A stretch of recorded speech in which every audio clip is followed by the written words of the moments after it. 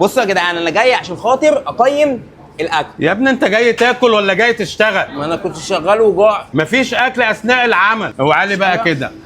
يا عم محمد، في يا عم محمد. ده البوكس بتاعنا ال3 شلاتين. انت هتاخد مكاني كمان في الاعلان؟